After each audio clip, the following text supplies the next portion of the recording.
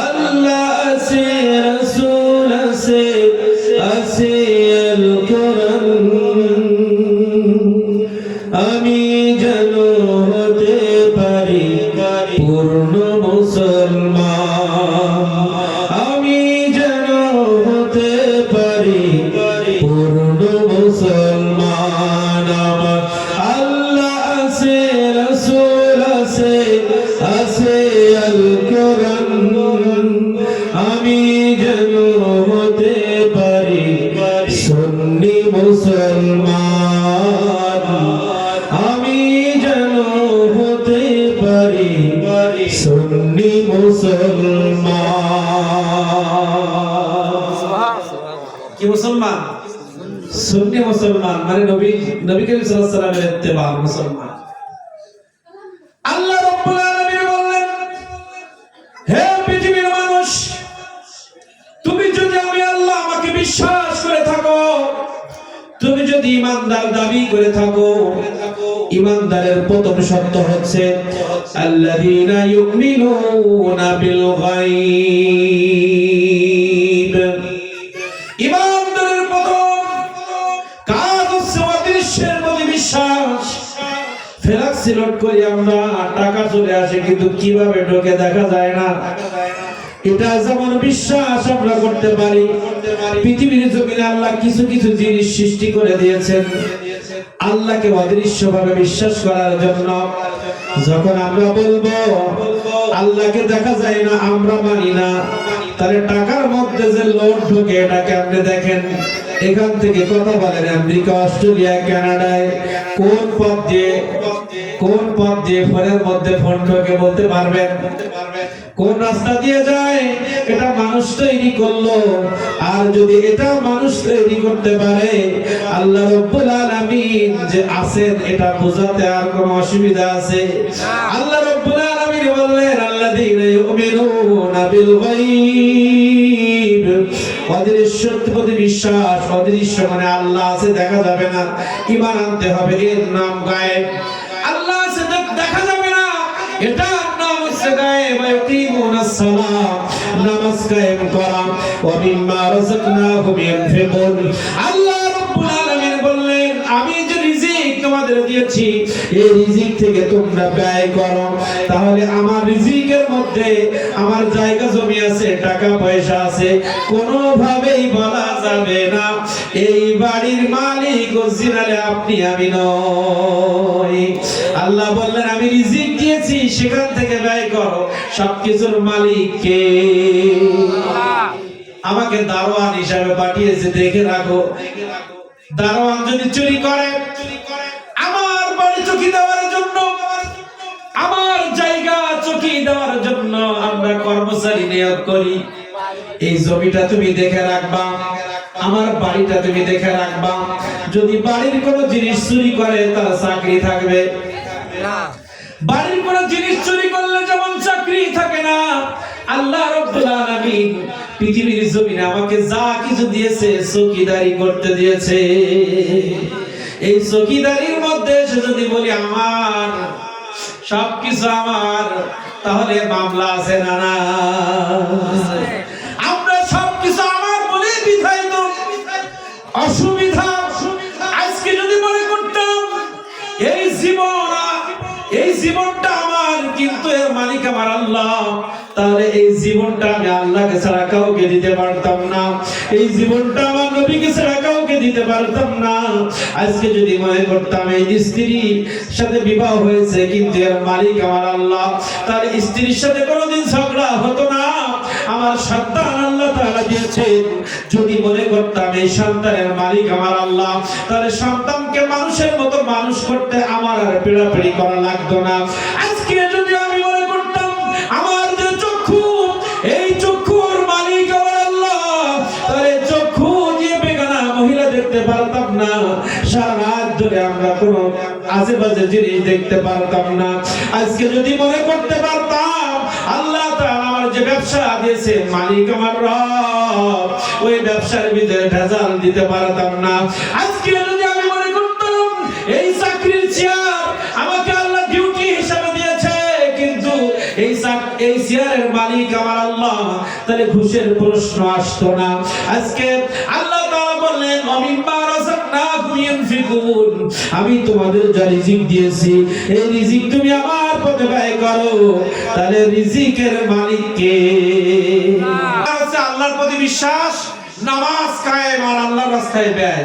বুঝে আসছে? নামাজ আছে আমাদের মধ্যে? কি আছে? ইমানদারের প্রথম শর্ত কি? সূরাতুল বাকারার প্রথম দিকে আল্লাহ তাআলা বলেন ইমানদার প্রথম কাজ হচ্ছে অদৃশ্যের প্রতি বিশ্বাস। আমি আল্লাহকে দেখা যাবে না কিন্তু বিশ্বাস করবে। দ্বিতীয় নম্বর ইকিমুনাস সালাত, তারা নামাজ কায়েম করবে। নামাজ পড়তে বলে নাই, নামাজ যদি আল্লাহ পড়তে বলতো তো যে কোনো জায়গায় পড়লে হয়ে যায়। নামাজ কায়েম, নামাজ যদি পড়তে বলতেন আল্লাহ তাআলা তাহলে ওযু লাগতো না, কি আরকান হাকাম লাগতো না, কোনোভাবে সিজদা দিলে হতো।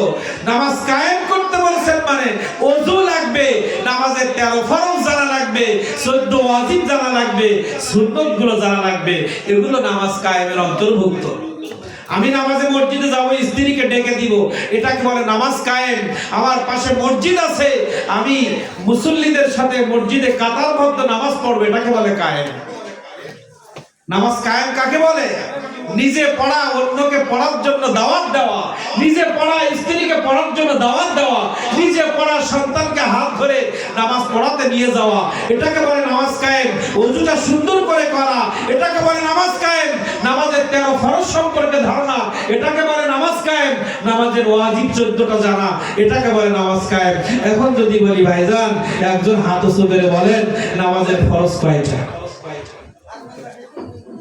ধরা খেয়ে যাবে এখানে। কায়েম রুকু সিজদা পরে ফরজ কটা?